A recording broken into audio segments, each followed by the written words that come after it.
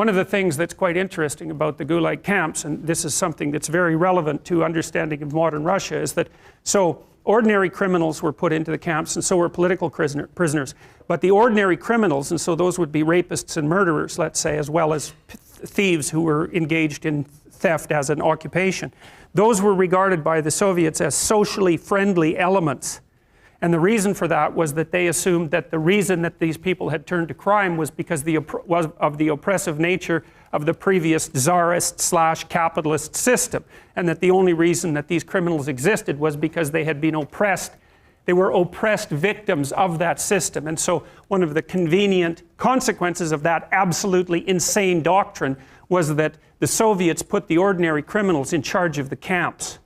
And these were very, very seriously bad people. And so you can imagine the way that they treated the political prisoners, who were regarded as socially hostile elements, sometimes because of their own hypothetically traitorous acts, but more often merely as a consequence of their racial or ethnic identity, or the fact that they were related by birth to, say, people who had been successful under the previous system, so who had any association with nobility or any association with what were known as the kulaks, who were the only successful class of former peasants in the Soviet Union, because they were regarded as privileged.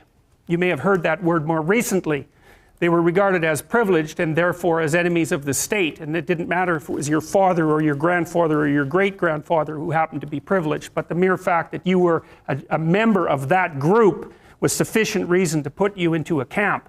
And we're talking hundreds of thousands or perhaps millions of people who underwent that fate. And so the idea in the Soviet Union was, just because you were the member of a class, even as a consequence of your familial association, you were immediately sufficiently guilty to be put into a camp and punished. And the terms for the camps were often 10 years, 15 years long. And if you were very fortunate, you got to have 2 or 3 of those.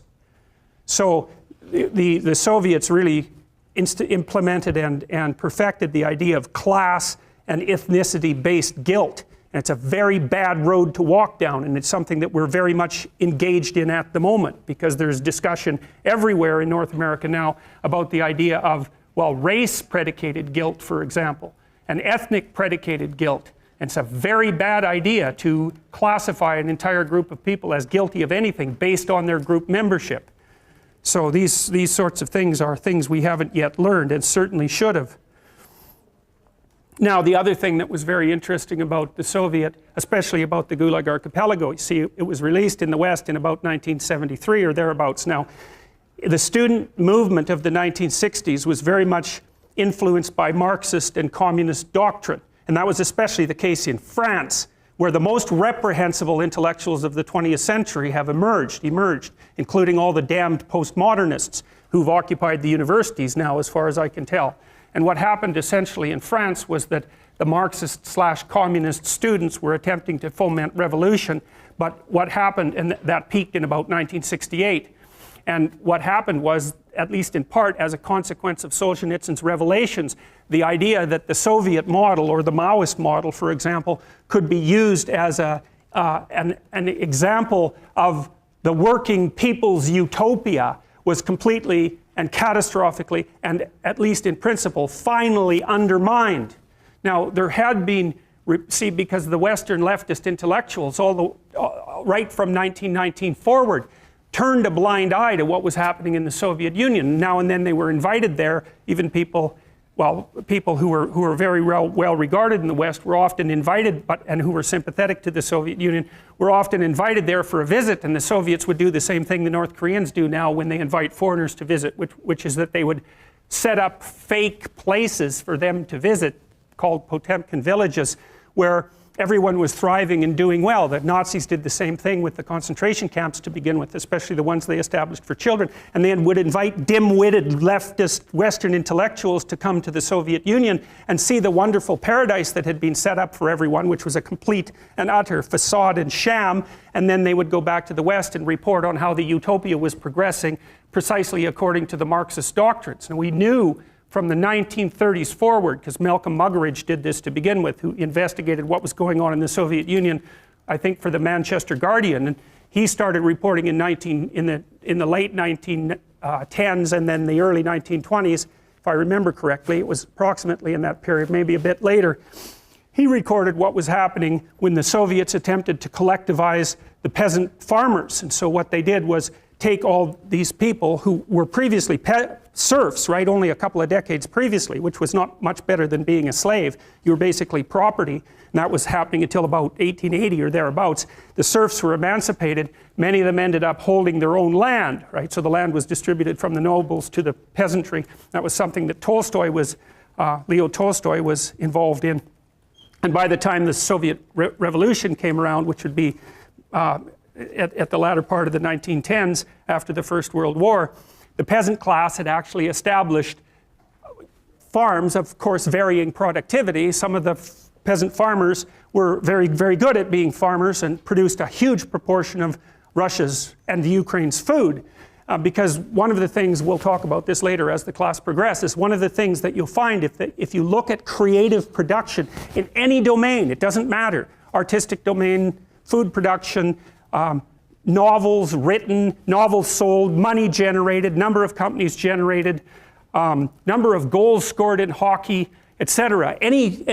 Number of paintings painted, number of compositions written, anything like that, where the fundamental underlying measure is human productivity, what you find is that a very tiny percentage of people produce almost all the output. It's called a Pareto distribution, P-A-R-E-T-O, and it was studied in detail in scientific productivity by someone named de Sola Price. It's a square root law, so here's the law fundamentally. If you look at the number of people who are in a given domain, who are producing in a given domain, the square root of the people produce half the product.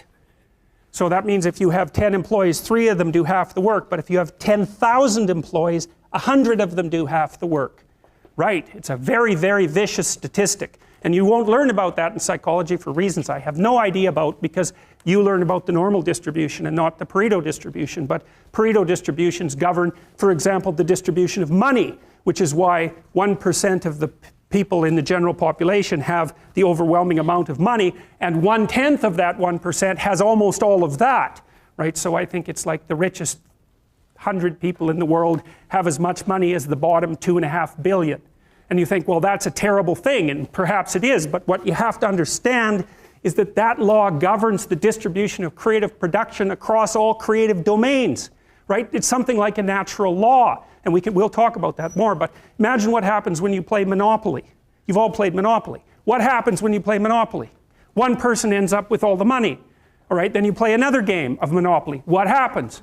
One person ends up with all the money. It's actually the inevitable consequence of multiple trades that are conducted randomly.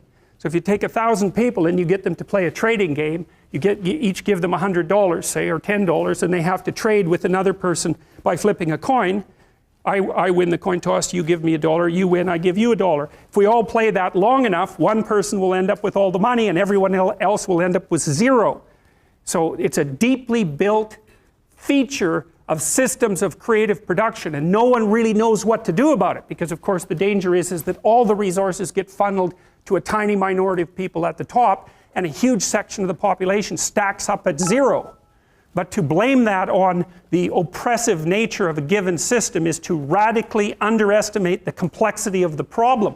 No one actually knows how to effectively shovel resources from the minority that controls almost everything to the majority that has almost nothing in any consistent way, because as you shovel money down, it tends to move right back up, and it's a big problem. Anyways, the reason I'm telling you about that is because after the peasants were granted their land and started to become farmers, a tiny minority of them became extremely successful, and those people produced almost all of the food for Russia and the Ukraine. So what happened in the 1920s when bloody Lenin came along and collectivized the farms was that they defined the kulaks, who were these tiny minority of successful farmers who maybe had a brick house and were able to hire a couple of people and had some land and some livestock and were very productive people.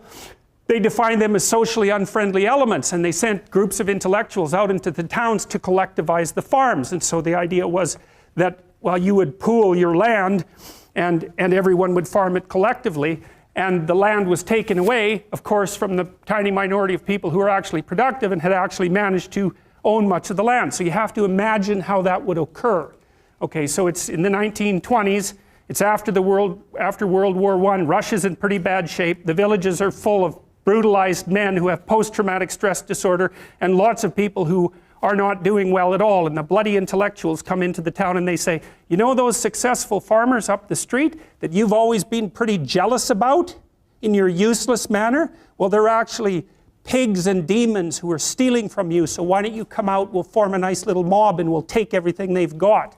And that's exactly what happened, and all those people were killed or raped or set off to Siberia in the middle of the bloody winter where there wasn't even anything for them anywhere for them to live or anything for them to eat, so they all died. And then the consequence of that was a few years later, 6 million people starved to death in the Ukraine. And Malcolm Muggeridge had been reporting on that since the 1930s. And so that was the first wind, really, that the West got of exactly what was happening in the Soviet Union. But even at that point, the bloody left-wing intellectuals in North America were so damn clueless, and in Europe, that they never paid much attention to it, with the exception of a certain number of people like George Orwell.